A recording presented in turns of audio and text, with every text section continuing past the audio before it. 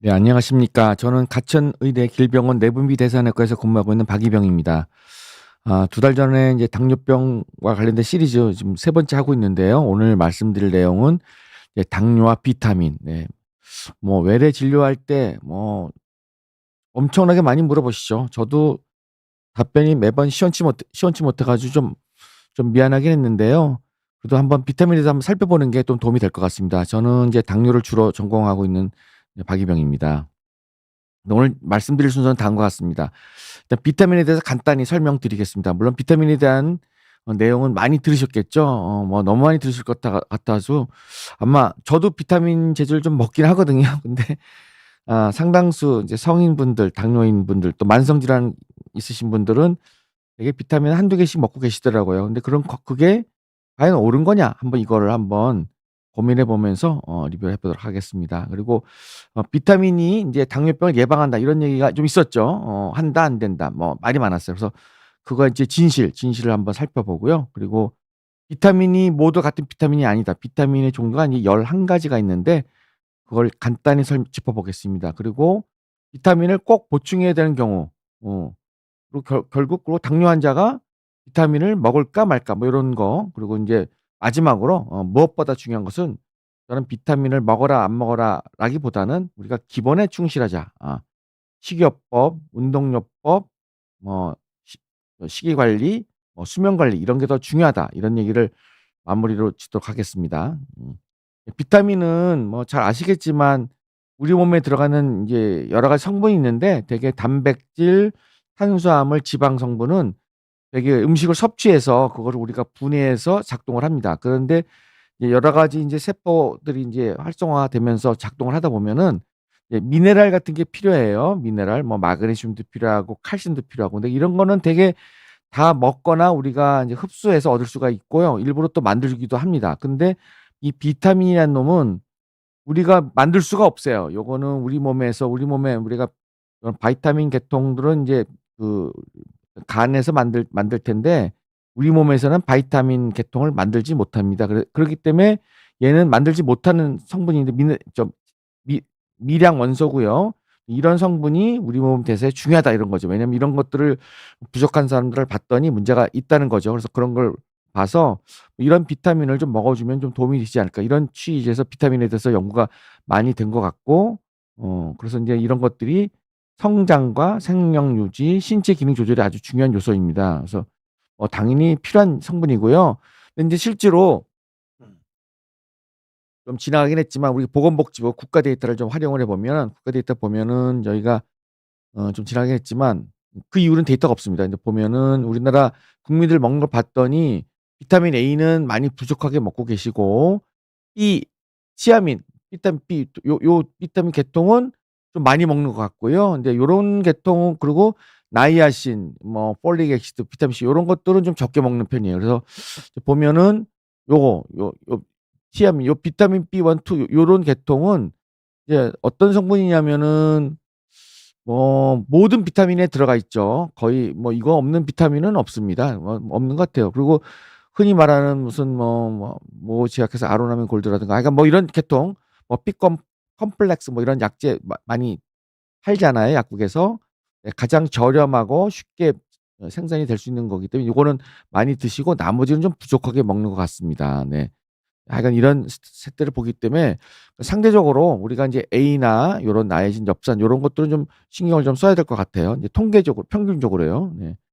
근데 실제로 인제 조사를 해 보면은 국가 데이터를 보면은 엄청나게 많이 팔고 저도 약을 좀 몇 가지 먹는데 약국 가다 보면은 비타민 종류가 도대체가 이름도 수도 없습니다. 이름을 도대체가 알 수가 없습니다. 용량도 제가 이제 한 서너 개 가져다가 그 뒤에 성분표를 다 분석을 해 봤더니 용량도 다르고 합성 방법도 다르고 도대체가 어떤 게 좋은 건지 알 수가 없는 거예요. 그놈이 그놈 그래서 요새는 결론 그놈이 그놈 같고 이거를 먹어야 되나 말아야 되나 굉장히 많아요. 근데 이렇게 많다는 거죠. 그리고 그런데 이제 몇 가지 우리가 비타민을 이제 볼 때 이제 이런 건 아셔야 될 것 같아요. 우리가 지용성 비타민, 기름에 녹는 비타민이 있고 수용성 비타민이 있습니다.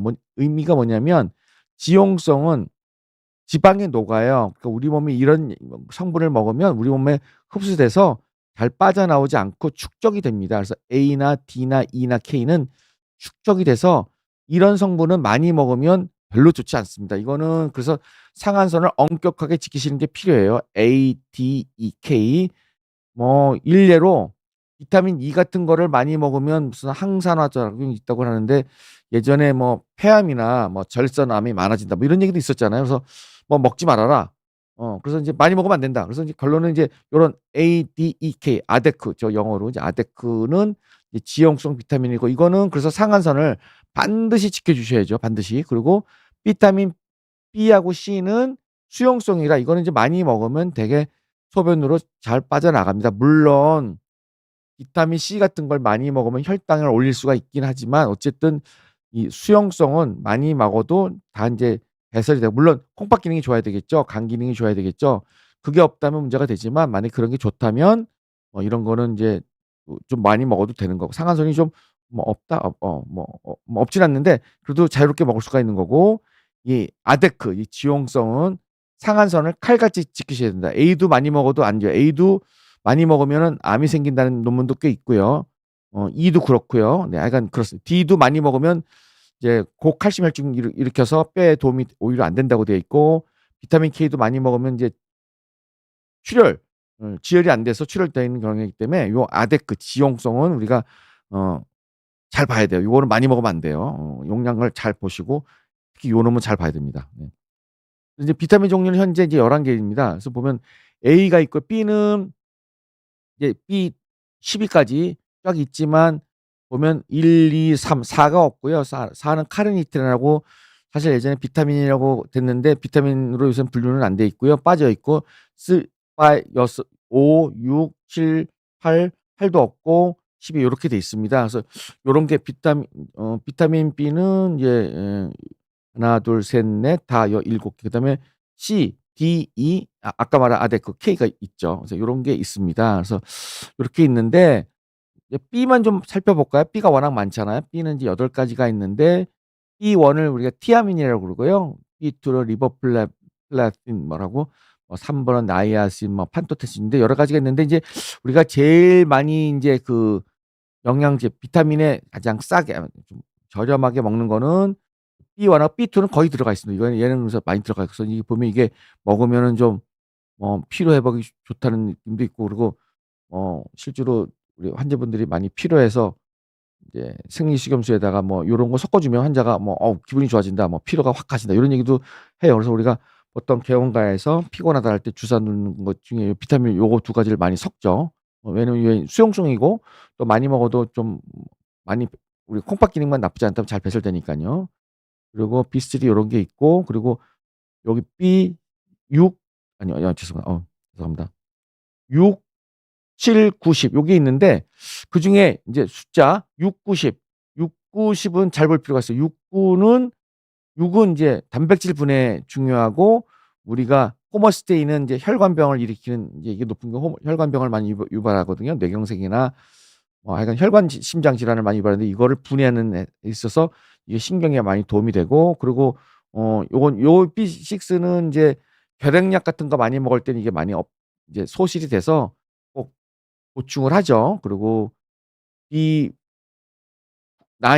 엽산은 태아의 신경 발달에 도움이 되기 때문에 임산부가 되면은 요 엽산 치수를 검사해서 인제 폴릭 애시드 엽산 치수를 검사해서 좀 낮으면 주기도 하고 일부러 임산부들은 되게 인제 이 폴릭 애시드 이 엽산 치수가 좀 낮으면 주고요. 그냥 하나씩 1 밀리 정도는 그냥 먹는 것도 굉장히 나쁘진 않다고 봅니다. 왜냐면 비타민 B는 수용성이기 때문에 아주 많이 먹지만 않는다면 상한선만 지킨다면 문제가 없고요. 비타민 B12도 신경세포에 도움이 됩니다. 요 비타민 B12 요거는 코발라민 요거는 인제 당뇨랑 쪼금 아주 좀 그나마 좀 관련성이 있어요. 왜냐면 요거는 이제 위에서 인제 비타민 B12가 먹으면 위에서 이제 인트린식 팩터 그러니까 이 내인인자라는 물질과 붙어져 가지고 고게 인제 대장으로 가서 고게 B2 코발라민이라는 컴플렉스를 만들어 가지고 요게 장에서 흡수를 되는 건데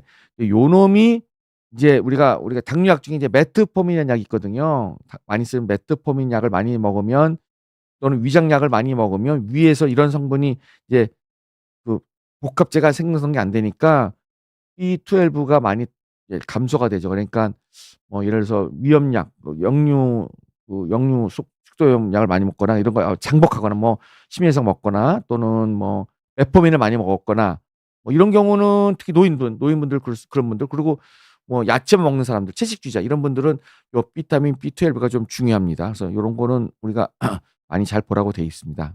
그리고 뭐 부족하면 뭐 여러 가지 다 아실 거라고 생각이 됩니다. 비타민 D가 많이 먹으면 아까 말한 고칼슘절증이 있고 비타민 A는 많이 요거는 이제 눈이랑 관련이 있고요. 근데 많이 먹으면 오히려 또 암을 유발한다는 얘기도 있고 비타민 E도 많이 먹으면 상처 치유가 안 되고 또 뭐 이런 오히려 안 좋다는 얘기도 있고 C는 많이 먹어도 되는데 많이 먹으면 이제 요게 인제 그 혈당을 약간 올릴 수가 있고 부족하면은 요런 괴혈병.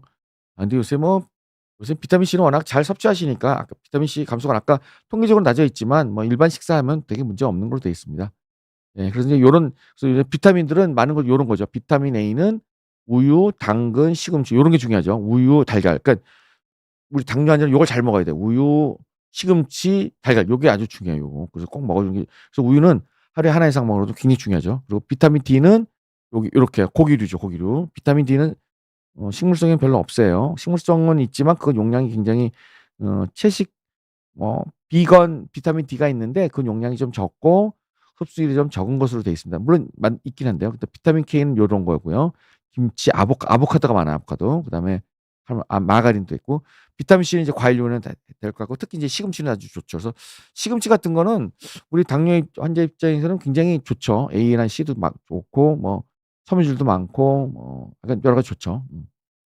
그래서 인제 뭐 비타민이 여러 가지 있는데 뭐 저는 이거 외우지 않습니다. 뭐 용량이 뭐 여기 보면 다 그냥 너무 많아요. 이거 도대체 이걸 어떻게 외웁니까? 근데 인제 중요한 거는 이런 게 있고 우리가 뭐 영양제를 먹을 때 보면 이거를 이제 넘어가지 않는 범위 내에서 특히 A, D, E, K 아까 지용성은 넘지 않는 범위에서 이렇게 선발하면 되는데 대개 인제 제가 우리 시중에 팔고 있는 이제 종합 비타민 쫙 보잖아요. 이제 보면은 되게 이제 많이 먹으면 이제 부작용이 생기면 골치 아프잖아요. 그래서 이런 데서는 되게 상용량 우리가 상한선에 한 30에서 40% 50% 넘지 않게 이렇게 왜냐면 그래야지 두 개를 먹어도 인제 과용량이 안 되니까 뭐 나중에 인제 환자분들이 불편해서 그 제약회사에 뭐 컴플레인을 걸면 또 문제가 될 수 있으니까 시중에 있는 그런 비타민들은 보통 고 정도 되더라고요. 30-40%가 제일 많고 뭐 이렇게 상한선까지 꽉 채우는 거는 거의 없습니다. 그래서 그냥 보통 상용량을 사셔 가지고 한 종류를 사셔 가지고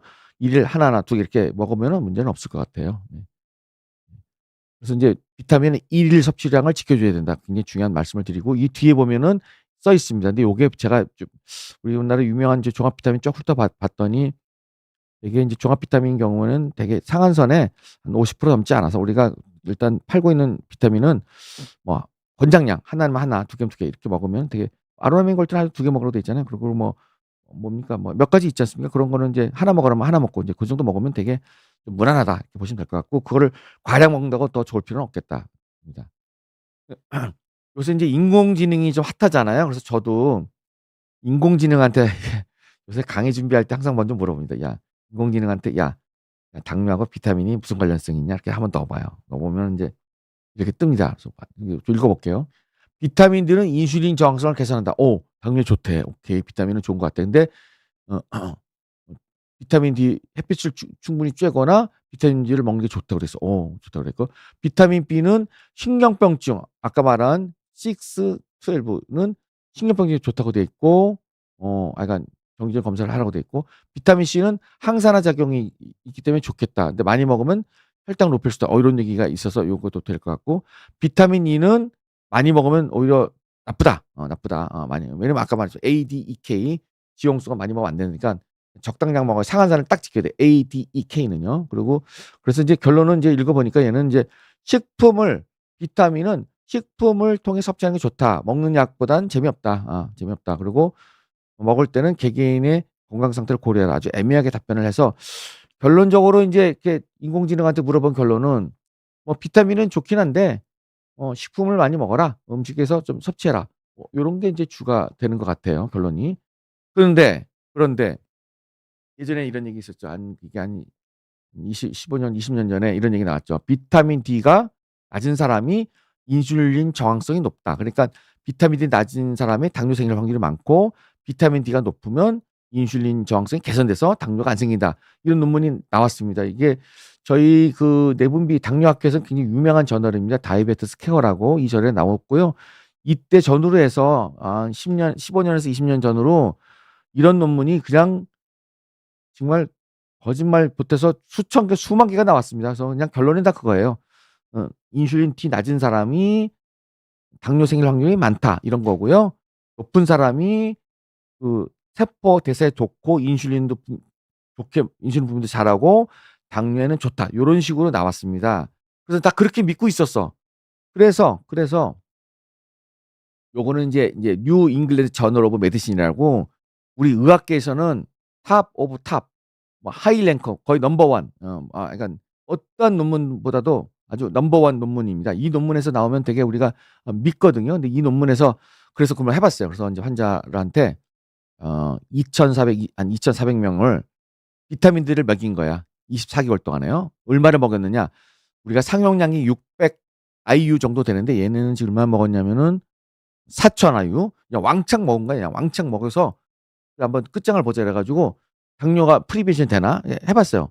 해 봤는데 요 점선이 비타민 D 먹은 군, 요거는 비타민 D 안 먹은 군이야. 그래서 당뇨군 생긴 사람을 봤더니 이거 뭐야? 똑같네. 먹어나 마나 똑같아. 비타민 D를 많이 먹어도 당뇨 예방이 안 돼. 그래서 비타민 D를 아까 막 그랬잖아요. D는 지용성이잖아요. 이런 거 역시 우리가 원론적인 얘기를 또 하는 건데 이런 지용성 성분은 많이 먹는 게 결코 득이 아닙니다. 그래서 부족하면 먹지만 넘치는 거를 먹는 거는 뭐 세포에 좋다는 얘기는 아니고 물론 그 부족한 사람은 먹어도 먹는 게 권장이 되지만 그렇지 않은 사람은 먹지 않는 게 좋겠다. 이게 결론입니다. 그래서 비타민 D를 많이 먹어서 당뇨 예방된다. 이거는 X입니다. 인제는 이건 거의 아주 확고한 데이터로 생각하시면 될 것 같아요. 비타민 D 얘기 좀 해 볼게요. 비타민 D의 결핍 기준이 얼마냐? 이거 약간 논란이 많아요. 예전에 우리나라 조사를 해 보면 한 14, 18 정도 나와요. 그래서 그게 우리나라 왜냐면 평균치니까 정상.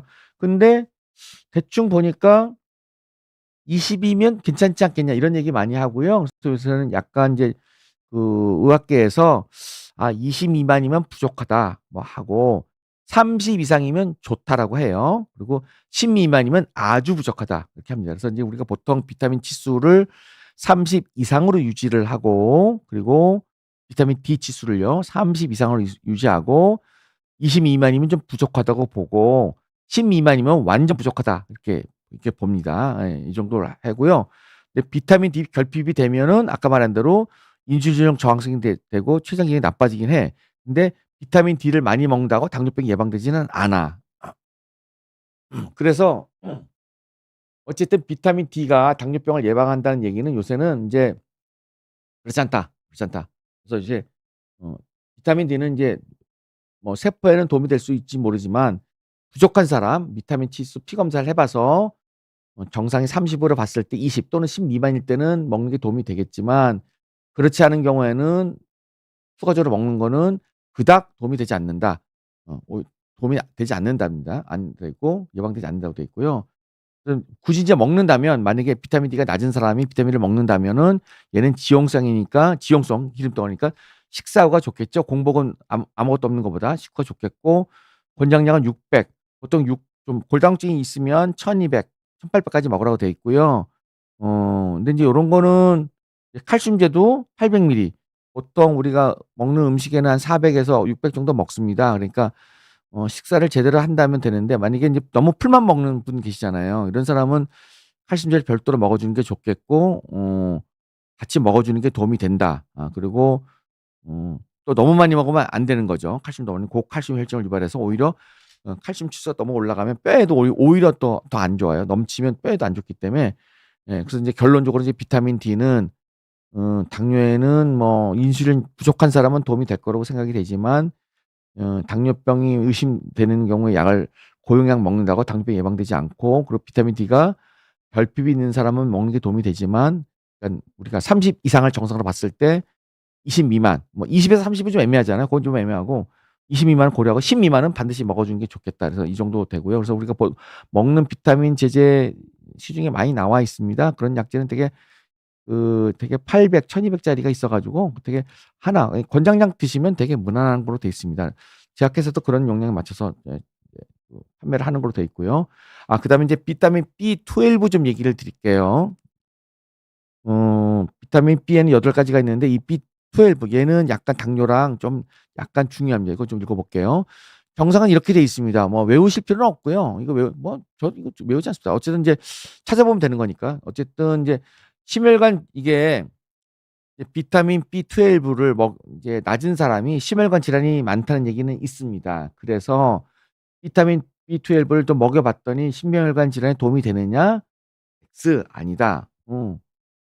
머리가 띵하고 빈혈 증상이 있으면 비타민 B12 결핍이 있을 수 있습니다.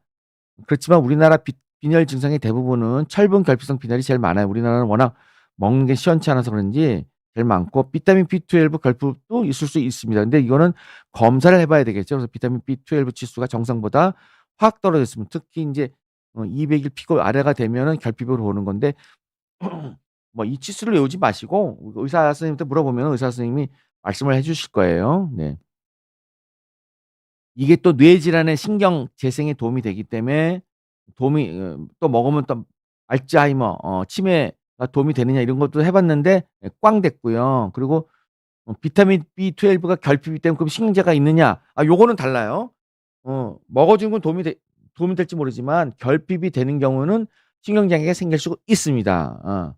있어요. 그래서 우리가 이런 경우 메트포민 우리가 당뇨약 아시죠? 메트포민은 위장에서 아까 비타민 B12는 얼핏 말씀드렸는데 위에서 뇌인제 인트린식 팩터라는 걸 합쳐져 가지고 장에서 비타민 B 콤플렉스를 만든다. 코발라민 콤플렉스를 만들어 합성체를 만들고 이게 대장에 내려가면서 흡수하거든요. 그러니까 위산 분비가 안 좋은 사람 또는 위산약을 먹는 사람, 영수증 식도염이나 위궤양약을 장복하는 사람, 그다음에 메트포민을 5년 이상, 보통 10년 이상 이렇게 5년 이상 먹으면 그다음에 채식주의자 이런 사람은 특히 고령인 건 아무래도 뭐 위 기능이 좀 낮아지지 않겠습니까? 이제 요런 경우는 도움이 됩니다. 물론 검사를 해 보면 도움이 될 것 같고요. 그래서 미국 당뇨병 학회에서 우리나라 당뇨병 학회에서도 작년까지는 그러지 않았지만 금년도 가이드라인에 저희 당뇨병 학회는 이제 다음 5월 달에 인제 발표할 건데요.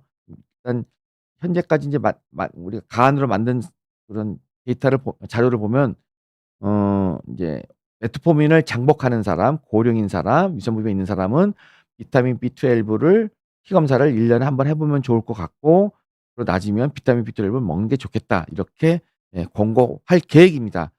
작년까지는 없지만 금년에 미국 당뇨병 학회는 이미 권고를 했고요.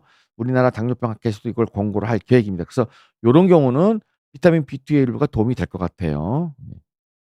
그래서 이제 요런 것들을 그래서 요 나쁜 아까 말한 호모시스테인이 인제 나쁜 성분인데 요런 것들을 없애는 게 중요한데 요런 게 보면 비타민 B6, B9, B12 그래서 비타민 B9 9은 인제 아까 말한 그 폴릭 액시드 아까 코발람 요 폴릭 액시드 네 고거고요. 요건 코발라민이기 때문에 이제 그리고 비타민 B6는 인제 보통 결핵약 먹을 때 많이 부족하잖아요. 그래서 요런 것들 또는 인제 당뇨병이 있는 경우 인제 신경병증이 있는 경우 당뇨병 발전인 신경병이 있을 때는 요 비타민 B6, B12가 부족할 수 있기 때문에 고런 거가 또 신경에 도움이 돼서 요런 것들은 도움이 될 수 있는데 그렇다고 선제적으로 이런 걸 먹는 거는 뭐 그닥 도움이 되지 않는다. 근데 부족한 경우는 먹는 게 좋겠다. 그렇다고 이 B6하고 B9하고 B12를 피 검사할 거냐? 뭐 그럴 필요는 없고 요런 메트포민을 오래 먹거나 뭐 요런 것들이 있는 경우에는 피 검사를 해 보는 걸 고려할 수 있겠다. 하라는 건 아니고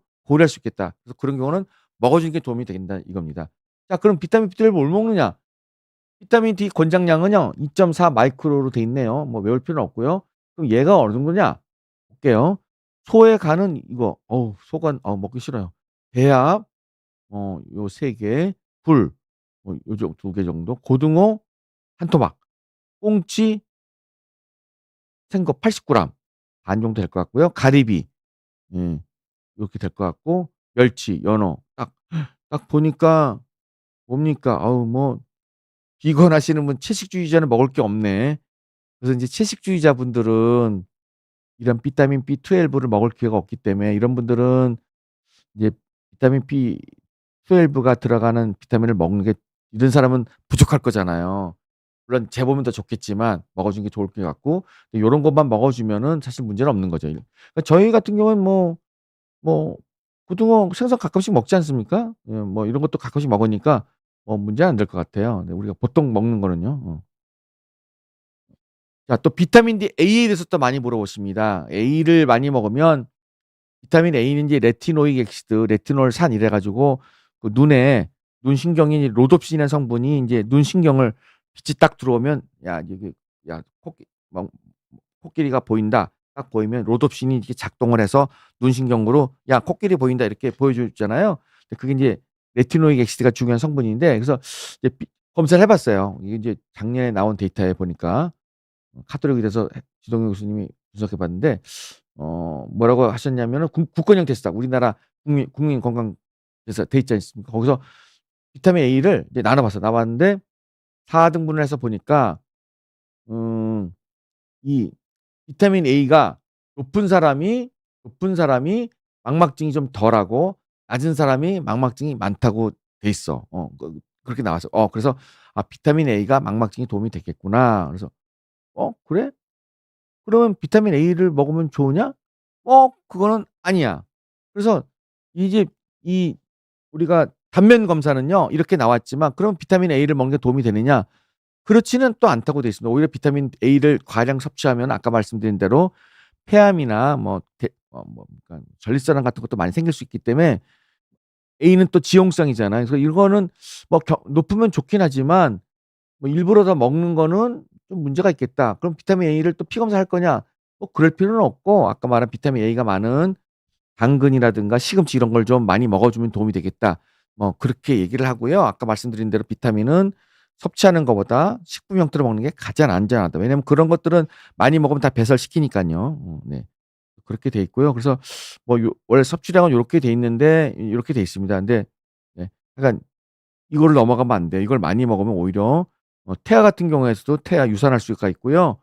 권장약을 먹어야 돼요. A는 지용성이니까. 그래서 이게 너무 어렵잖아요. 그러니까 시중에 나와 있는 비타민 제제 꼭 하다면 그 상한선을 그 상용약을 먹으시면 대충 될 것 같아요. 근데 제가 한 7-8개 비타민 뒤에 용량을 분석해 보니까 되게 그 권장량의 한 30% 에서 50% 정도 되고 물론 비타민 B12만 들어간 비타민도 있습니다. 있는데 그 성분에 대해서는 인제 데이터가 사람에 먹고서 데이터가 없습니다. 그래서 그거를 좀 믿어야 될지는 잘 모르겠는데 근데 그런 것도 있더라고요. 제가 보니까 비타민 B12만 하고 거기다가 비타민 C 2 개만 섞어 가지고 이렇게 어떤 회사 상품이 있는데 근데 그거는 좋다고 그러는데 아까도 얘기했듯이 비타민 A를 많이 먹으면 오히려 어 이제 암도 절사암 5년 이상 먹으면 절사암이나 폐암도 생길 수가 있기 때문에 물론 동물 실험에서 해 보니까 그래요. 그래서 이게 좀 아리까리한 거죠. 그래서 인제 "먹어라." 이렇게 말하기는 곤란합니다. 그래서 인제 그럼 도대체 뭐냐? 아까 말한 그러니까 비타민 B12 부족한 정도만 좀 우리가 적응적으로 먹을 것 같고 그럼 우리가 또 그럼 뭘 먹어요? 물어보잖아요. 그래서 한다면 인제 바나나의 추출물 정도 요거는 인제 많이 약국에 많이 파시잖아요. 예. 이거 많이 드시더라고요. 근데 이거는 논문도 있고 데이터도 있고 그중에 코로솔산이라는 성분이 있는데 요 정도를 먹으면 좋을 것 같고 근데 시중에 파는 거 다 이 정도 들어갑니다. 그래서 근데 얘는 식후를 잡아. 공복은 못 잡고. 그러니까 식후를 높으면 좀 잡는데 그렇다고 식후 잡으려고 이거를 권하고 싶지는 않아요. 근데 굳이 인제 한다면 이건데 저는 인제 강하게 권하고 싶지는 않습니다. 네. 나쁘진 않다는 거예요. 네. 그래서 중요한 거 그리고 시중에 판매되는 것은 인제 흡수를 높게 해서 다른 성분을 합쳤기 때문에 용량을 보실 때 순수한 포로솔산, 포로솔릭 액시드 용량이 요 정도 들어오는 거를 확인하셔야 되는데 되게 제가 저희 병원 앞에 한 2-3개 제품 봤더니 되게 요거보다는 좀 낮게 구성이 돼 있어서 권장한 양만 먹으면 되는데 얘는 근데 공복 혈당은 못 잡고 식후 혈당만 잡습니다. 그런 거 감안하셔야 돼. 응? 음. 마그네슘이 좋다는 얘기 있습니다. 마그네슘은 인슐린 저항성을 개선하고 세포 대사에 도움이 되는데 얘는 또 많이 먹으면 설사를 시켜요, 설사. 그리고 전해질 불균형을 유발하기 때문에 우리가 먹는다면 350ml 정도 이하로 드셔야 돼. 그것도 나눠서 드시는 게 좋아. 그러니까 한 100이나 150ml 나눠서 먹고요. 뭐 근데 이런 우리가 일반 음식이나 식품 잘 먹으면 다 들어가 있습니다. 그래서 문제는 없는데 인제 굳이 마그네슘 검사를 굳이 자기가 피 검사해 봐서 낮다. 그런다면 인제 먹을 수가 있는데 어 이거 하나의 옵션일 것 같습니다. 이것도 인제 예전에 많이 먹어서 꼭 먹어라는 아니고요. 이게 설사도 유발할 수 있어서 강하게 권하고 싶지는 않습니다. 네, 이거는 비교적 싼 거로 돼 있습니다. 그래서 상한선 지키셔야 돼. 너무 넘어가면 설사하고 위장장애 유발하고 복부 팽만감 유발합니다.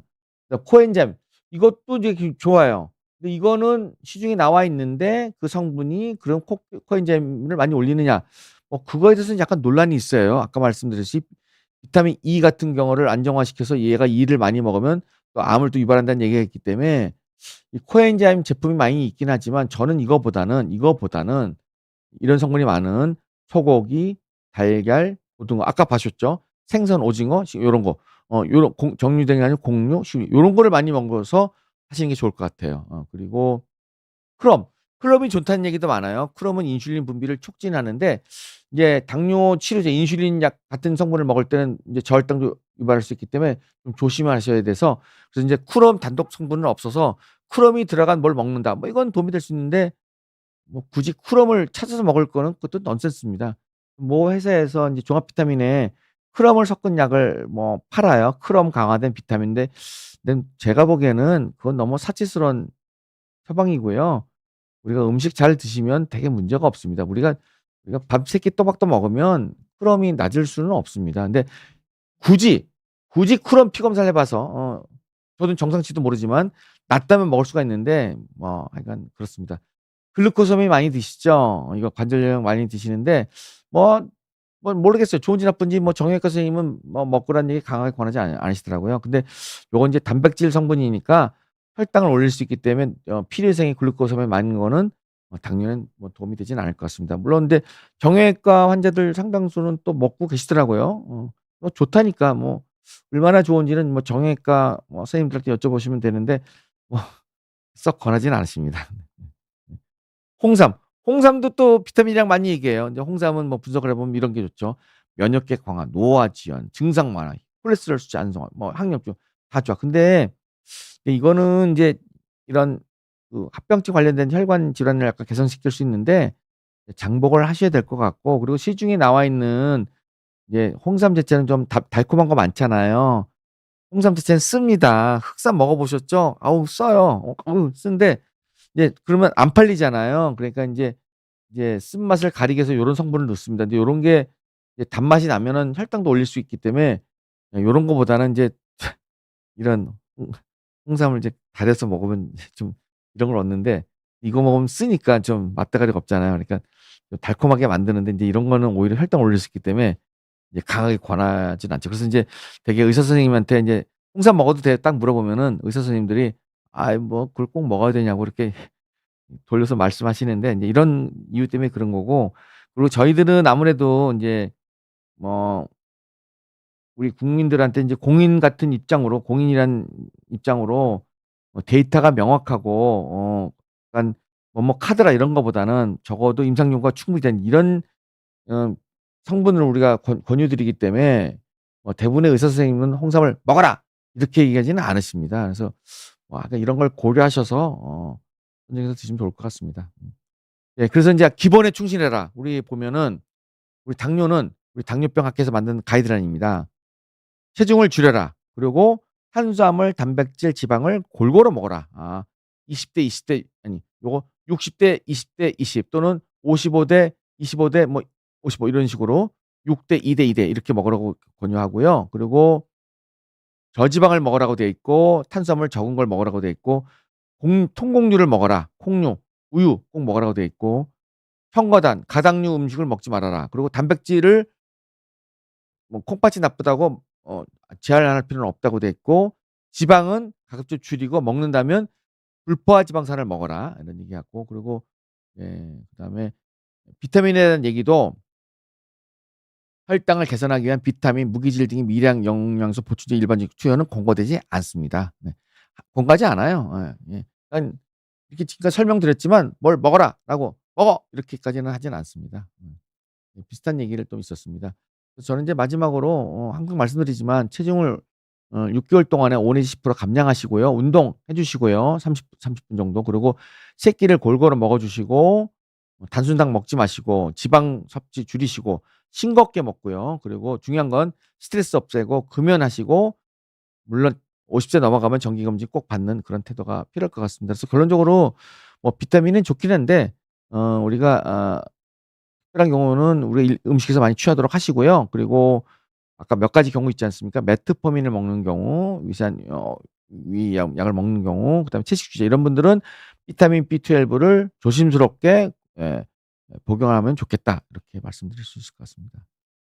네, 일단 제가 강의가 좀 길어서 죄송합니다. 일단 한 것 같고요. 질문을 좀 보도록 하겠습니다. 네, 여기 뭐 엔젤 님이 질문하셨네요.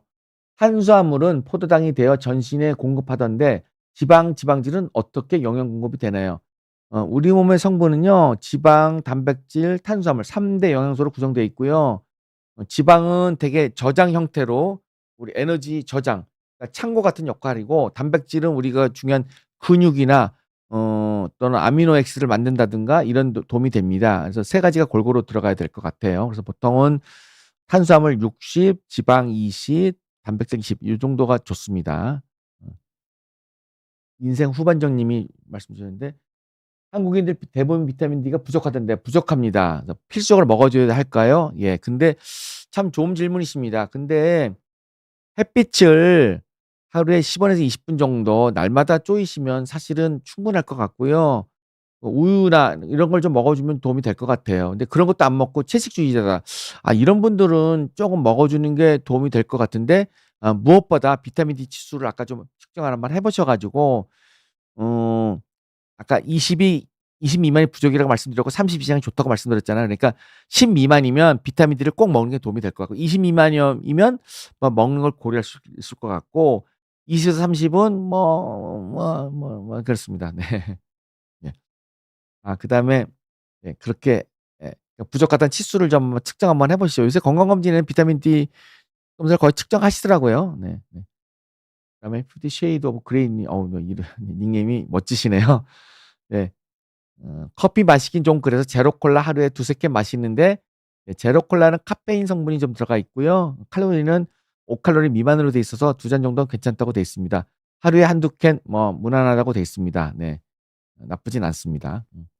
예, 윤니 님이 당뇨병 환자라고 말씀하셨고 허리 디스크 재발해서 어제 에피듀랄 인젝션 보통 인젝션 할 때 주사제가 보통 진통제하고 인제 마취약 들어갈 거고, 그리고 경우에 따라선 스테로이드 제제 또는 성장인제 이렇게 추가하는데, 예 상당수에서 인제 스테로이드 제제를 같이 인제 믹스업하는 거로 돼 있습니다. 물론 아닌 분도 계시더라고요. 근데 어쨌든 그런데 혈당이 올라가죠 당연히. 올라가고요. 근데 이거는 인제 주사 맞은 인젝션의 양에 따라 양에 따라서 용량이 많으면 좀 오래 갈 수 있고 적으면 또 금방 혈당이 떨어질 수 있습니다. 그래서 얼마까지 갈 거냐 이거 알 수 없습니다. 고용량 스테로이드를 왕창 주면은 한 달까지도 고혈당이 갈 거고요. 잠깐 썼으면은 하루 이틀 되면 혈당이 떨어집니다. 그래서 그거는 뭐라고 말씀드릴 수 없어서 체크하시는 수밖에 없을 것 같고. 그다음 잠깐만, 앞에 답변을 다 못 드린 것 같네요. 9 시에서 10 시에 자고서 새벽 2 시에 잠들었다. 아 제가 수면에 대해서는 예전에 한번 말씀드린 바 있는데, 당뇨병 수면의 질은 중요합니다. 6 시간에서 7 시가 제일 좋고요. 5 시간 미만으로 들어오면 당뇨병 유병률 올라가고 합병증 많아지고 심혈관 질환 많아집니다. 9 시간 넘어가면 오히려 합병증 더 많이 생깁니다. 그래서 저렇게 시간이 짧으면 문제가 돼서 필요하다면 정신과나 신경과 가서 수면 음 치료를 좀 해 보시는 게 도움이 될 것 같습니다. 당뇨 진단받은 지 8 년인데 혈당 당화指数가 8.0 이고 음식을 줄이면 힘이 없어서 견딜 수 없습니다. 73세 여자입니다. 자, 혈당을 안 떨어진다면 탄수화물을 줄이고 단백질이나 연세가 있으시니까 단백질 같은 거를 좀 섭취를 하셔서 뭐 아까 말한 뭐 계란이라든가 우유라든가 또는 단백질 뭐 콩, 두부 이런 단백질 성분을 주로 먹어 드셔서 아무래도 단백질 같은 거는 간에 중요한 아미노산이나 효소의 그런 원료가 되기도 하기 때문에 근육량도 늘리는 데 도움이 돼서 기력 회복에 도움이 될 것 같습니다. 실제로 이제 고단백 음식이 그런 경우는 도움이 될 것 같아요. 당뇨 환자가 비타민 C를 메가도스 복용하면 효과가 있다는데 사실인지 궁금합니다. 자, 이거는 예전에 6 그램, 7 그램 했는데 아까 말씀드렸듯이 비타민 C는 수용성이라 많이 먹어도 넘치면 배설이 됩니다. 근데 일부 경우에 인제 메가도스를 먹으면 산화 물질이 좀 되는 효과가 있어요. 그래서 실제로 측정을 해 보면 항산화 효과가 있어서 도움이 되는데 저게 인제 아까도 말씀드린 비타민 C를 과량 복용하면 또 혈당도 약간 올려서 저희 당뇨병 학회에서는 이제 메가 비타민 하는 거는 권고하지 않습니다. 그래서 당뇨 환자가 아닌 분은 도움이 되는데 당뇨 환자의 경우는 굳이 그렇게 하실 필요는 없다고 생각이 됩니다. 저희 학교에서는 권하지 않습니다. 음. 블루보틀 님이 질문하셨습니다. 당뇨 입마름이 너무 심해 물을 너무 자주 마시게 되는데요. 화장실 가서 불편합니다. 따로 당뇨약을 복용하지 있지 않고 식단 관리를 하고 있는데 당뇨 입마름 어떡할까요?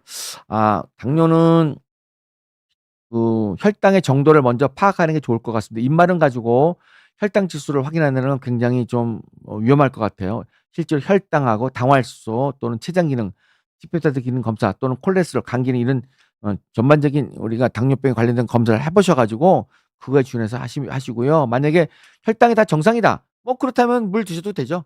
그리고 그래도 호전이 안 된다. 그럴 땐 이제 다른 질환, 다른 약제를 고려해야 될 것 같습니다. 그래서 저는 고민하실 게 아니라 개인 병원 가서 검사해 보시면 쉽게 해답을 얻으실 수 있을 것 같아요. 네, 송하연 님이 질문하셨습니다. 작년 여름부터 1 시간 정도 오줌이 계속 마려워요. 화장실 가도 계속 나오고 당뇨가 이런 증상이 있다는데 당뇨일까요? 네. 당뇨는 다음 할 수 있습니다. 그런데 우리나라 당뇨 환자의 대부분의 증상은 무증상입니다. 저런 증상이 있다면 이제 비뇨기계 질환일 수도 있고요. 약제가 원인일 수도 있기 때문에 당연히 병원에 가서 혈당, 소변 검사 해 보셔야 될 것 같아요. 저렇게 저것만 가지고는 당뇨라고 말씀드리긴 굉장히 약간 좀 그렇습니다. 네. 특히 나이가 많다, 뭐 남자분이다 이러면 전립선도 굉장히 원인이 될 수 있습니다. 네. 임상 당뇨 선별 기능에서 혈당이 높게 나와서 제거를 받으라는데 이게 제 비타민 지수 낮은 거랑 관련이 있나요?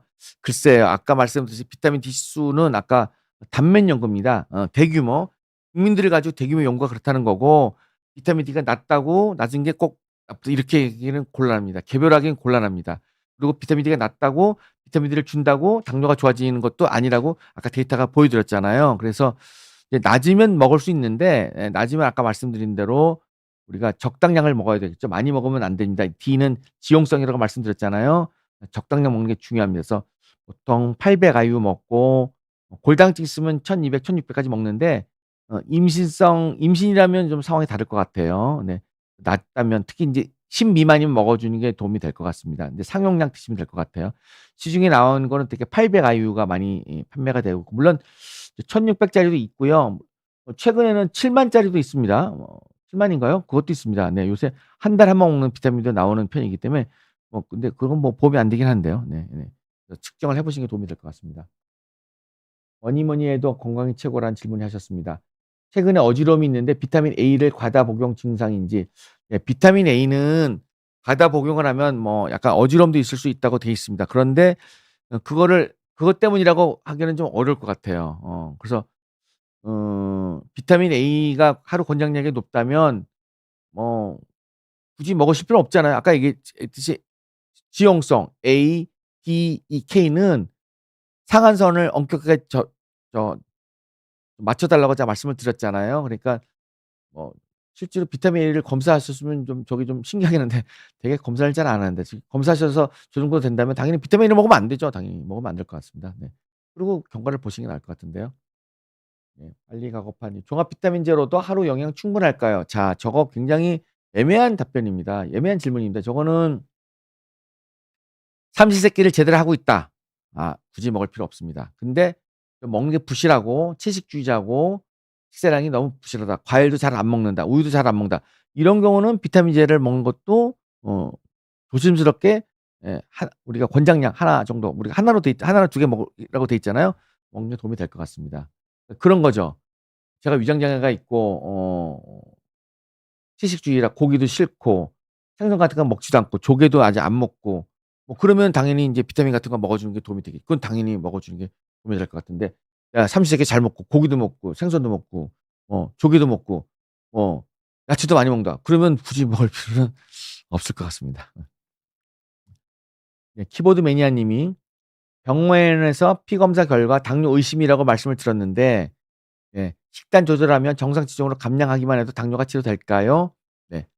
자 당뇨 의심이라는 거는 제가 예전에 한번 말씀드린 바가 있는데 당뇨와 정상 중간, 당뇨 전 단계라는 거를 전제하에 말씀을 드리면요. 당뇨 전 단계인 경우는 체중을 감량하면 효과적입니다. 얼마를 줄이느냐? 최소한 5% 10% 이상 줄여야 되고요. 제가 예전에 한번 서너 달 전에 유튜브에서 말씀드린 바가 있는데 우리가 당뇨를 없애려면은 체중을 최소한 12에서 12% 감소시키셔야 돼. 5% 감소시켜 가지고는 당뇨가 역전되지 않아요. 논문상에는 최소한 10에서 최소한 15. 예를 들어서 그 몰라 50 킬로라면은 얼마야? 어 7.5, 7.5, 7 뭐 7-8 킬로를 빼셔야 되는 거야. 그 정도 해야지 이제 도움이 됩니다. 많이 해야 됩니다. 15% 쉽지 않습니다. 우리가 당뇨 관리할 때 체중 관리를 5% 미만으로 유지하라고 돼 있는데 15% 쉽지 않습니다. 15% 진짜 이거 죽겠니 까무러치기 해도 불가능합니다. 그래서 그걸 최소한 6 개월 유지하셔야 되기 때문에 예 정상 체중을 유지하면서 식이 관리해 주시는 게 도움이 될 것 같아요. 당뇨 치료 중에는 음료수를 먹느냐. 음료수는 일반 음료수 먹어도 되는데 그 인제 저기 우리가 단 거 우리가 뭡니까 뭐 펩시콜라, 코카콜라 이런 거는 안 되겠죠. 뭐 오렌지 주스 별로 안 좋겠죠. 그래서 가급적이면 우리 생수가 좋을 것 같고요. 생수 생수가 제일 좋을 것 같아요. 네. 너무 맛없다 그러면은 인제 우리가 모 제품이 있는 포카리 스웨이트나 뭐 게토레이 같은 인제 그거는 인제 칼로리가 한 30% 40% 정도 들어있는 뭐 이런 걸 드시는 게 도움이 될 것 같고요. 저희는 인제 생수를 권유합니다. 교수님은 영양제 어떤 저도 아까 저도 몇 가지 먹어서 그냥 저는 좀 편식을 좀 입이 좀 짧아 가지고 좀 이렇게 골고루 먹지 못하거든요. 그래서 비타민 그냥 종합 비타민 하나 먹는데 글쎄요. 뭐 저도 뭐 비타민 B, 비타민 그 치수를 검사하지 않아 가지고 하여간 그렇습니다. 네. 이 정도만 할게요. 조커님이 질문하셨습니다. 당뇨 검사는 몇 살 때 하는 게 좋을까요? 좋은 질문이십니다. 작년까지는 우리나라 건강 일반인들 40세 넘어가면 하라고 돼 있습니다. 그런데 우리나라 데이터를 최근에 분석을 해 보니까 35세 이상부터 당뇨를 1 년에 한 번 하시는 게 좋고요. 위험인자가 있으신 분, 위험인자가 뭐예요?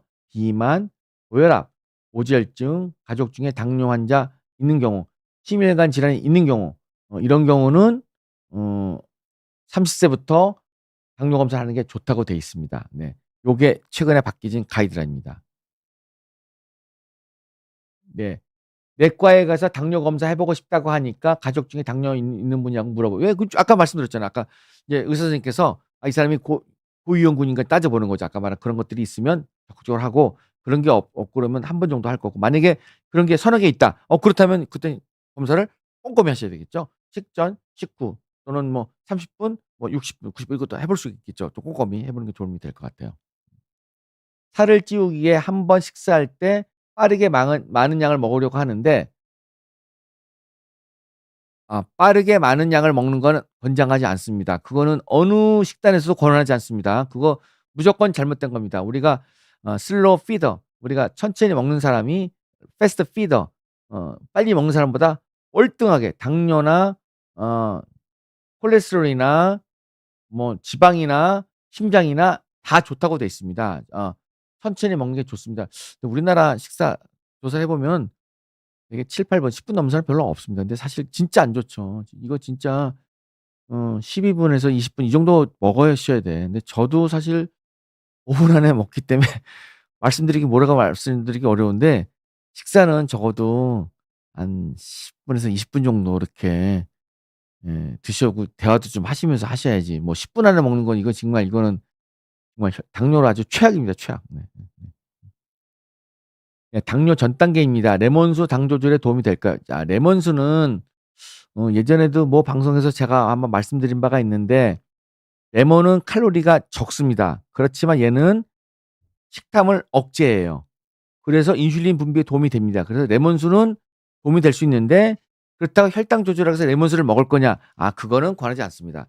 레몬수가 일반 물보단 나쁘지 않다. 이 정도로 판단하시면 도움이 될 것 같아요.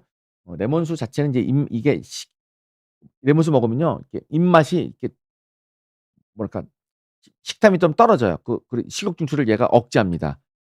그런 관점에서 하셔야지 레몬수를 무조건 먹어서 당 조절하겠다. 아, 이거는 말도 안 되는 얘기입니다. 레몬수는 하나의 옵션이고요. 있다면 먹어 주는 게 식욕을 줄이기 때문에 인제 이 먹는 걸 줄이기 때문에 도움이 될 것 같습니다. 유미님.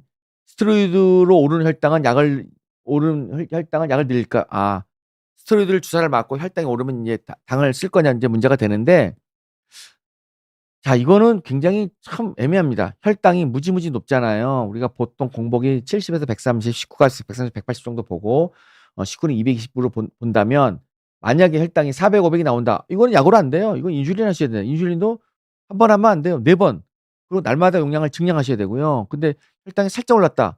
이거는 약으로 쓸 수 있을 것 같아요. 그리고 식단 조절도 가능할 것 같고요. 그래서 스테로이드 주사 맞고 스테로이드 주사를 얼마나 맞느냐 이것도 중요하고요. 얼마나 오래 맞느냐 이것도 중요하고 그리고 혈당이 얼마냐 이것도 중요합니다. 이거에 따라서 쓰는 방법이 달라질 것 같아요.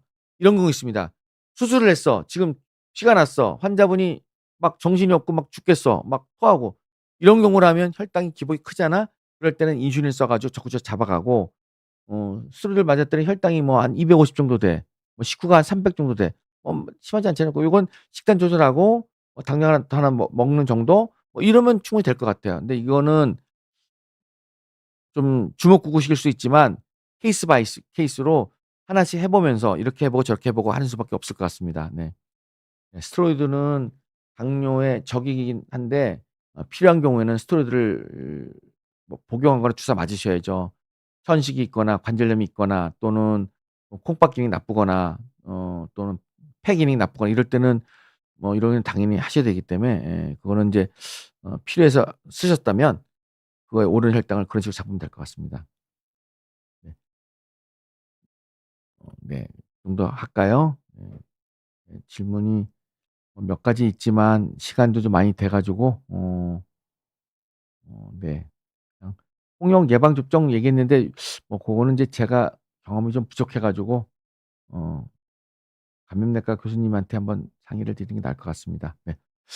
자, 제가 오늘 이제 그동안 제가 당뇨병 뭐 커피 그다음에 알코올 그다음 비타민에 대해서 외래 볼 때 많이 질문하시는 것들 가지고 이제 답변을 좀 드렸는데 어 굉장히 저희 강의도 부족하고 부족한 게 많을 거라고 생각이 됩니다. 혹시 부족한 게 있으시면 뭐 질문해 주시면 저도 인제 나중에 자료를 좀 모아 가지고 기회가 될 때 다시 한번 질문거리만 모아 가지고 Q&A 시간을 갖도록 하겠습니다. 네. 음 목요일 날 늦은 시간까지 11 시가 다 임박했는데 끝까지 시청해 주셔서 감사를 드립니다. 이만 저희 강의 마치도록 하겠습니다. 네, 감사합니다.